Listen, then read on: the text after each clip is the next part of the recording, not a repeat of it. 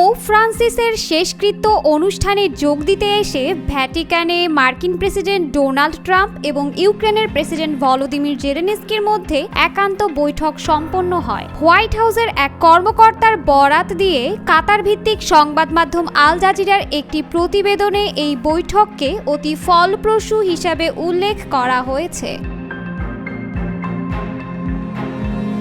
চলতি বছরের ফেব্রুয়ারিতে ওভাল অফিসে অনুষ্ঠিত দুই নেতার উত্তপ্ত বৈঠকের পর এটিই ছিল তাদের প্রথম সাক্ষাৎ। জেলেনস্কির দপ্তর জানায়, সেন্ট পিটার্স বাসিলিকায় বসে ট্রাম্প ও জেলেনস্কি একে অপরের দিকে ঝুঁকে প্রায় 15 মিনিট কথা বলেন। কিয়েভ এবং ওয়াশিংটন থেকে প্রকাশিত ছবিতেও এই বৈঠকের দৃশ্য দেখা গেছে। আর দুই নেতার অতি ফলপ্রসূ আলোচনার খবর প্রকাশ হওয়ার পর সচেতনরা বলছেন, ট্রাম্প যেমন ধমক দিতে পারেন তেমনি বিনয়ী হয়ে পিঠ চাপড়েও দিতে পারেন। আদতে ট্রাম্প সবই পারেন। বান্ডেল থাকলে প্রতি সেনমানিতে টাকা বাঁচবে। বিকাশ সেনমানি বান্ডেল কিনে জিতুন প্রতি লেনদেনে। বৈঠক শেষে সামাজিক মাধ্যম টেলিগ্রামে এক পোস্টে জেলেনস্কি লেখেন, ভালো বৈঠক হয়েছে, একান্তে অনেক কিছু আলোচনা করতে পেরেছি।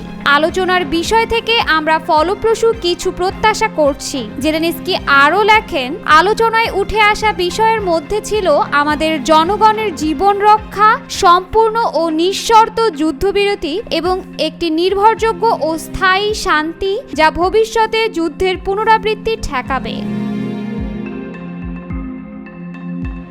প্রেসিডেন্ট ডোনাল্ড ট্রাম্পকে ধন্যবাদ দিয়ে তিনি আরও লেখেন, তাদের এই বৈঠক প্রতীকী বৈঠক ছিল এবং এর যৌথ ফলাফল অর্জিত হলে তা ইতিহাস তৈরি করবে। হোয়াইট হাউসের যোগাযোগ পরিচালক স্টিভেন চুং বলেন, প্রেসিডেন্ট ট্রাম্প এবং প্রেসিডেন্ট জেলেনস্কি শনিবার ব্যক্তিগতভাবে সাক্ষাৎ করেছেন এবং তাদের মধ্যে একটি অতি ফলপ্রসূ আলোচনা সম্পন্ন হয়েছে। বৈঠক সম্পর্কে আরও বিস্তারিত পরে জানানো হবে। জেলেনস্কির চিফ অফ স্টাফ আন্দ্রিও ইয়ারমাক এই 15 মিনিটের বৈঠককে গঠনমূলক বলে বর্ণনা করেছেন, তবে তাদের আলোচনার বিস্তারিত এখনও জানাননি। ট্রাম্প জেলেনস্কির এই বৈঠকটি এমন সময়ে হলো যখন ইউক্রেন রাশিয়া সংঘাতের অবসান ঘটাতে যুক্তরাষ্ট্রের প্রচেষ্টা আরও চ্যালেঞ্জের মুখে পড়েছে। ভ্যাটিকানে পোপ ফ্রান্সিসের শেষকৃত্য অনুষ্ঠানের পর ট্রাম্প এয়ারফোর্স ওয়ানে করে রোম ত্যাগ করেন। আকাশে থাকাকালীন তিনি তার সোশ্যাল মিডিয়া প্ল্যাটফর্ম ট্রুথ সোশ্যালে একটি পোস্টে রুশ প্রেসিডেন্ট ভ্লাদিমির পুতিনের কঠোর সমালোচনা করেন।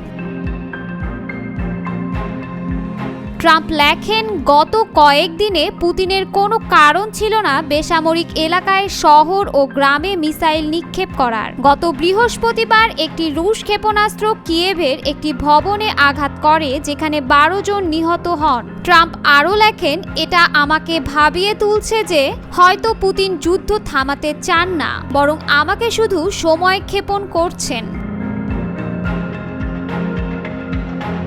ট্রাম্পের এই পোস্টকে তার পূর্ববর্তী পোস্টের উল্টো হিসেবে উল্লেখ করেছে আল জাজিরা। এর আগে ট্রাম্প জেলেনস্কির কঠোর সমালোচনা করে ও পুতিন সম্পর্কে ইতিবাচক মন্তব্য করেছিলেন।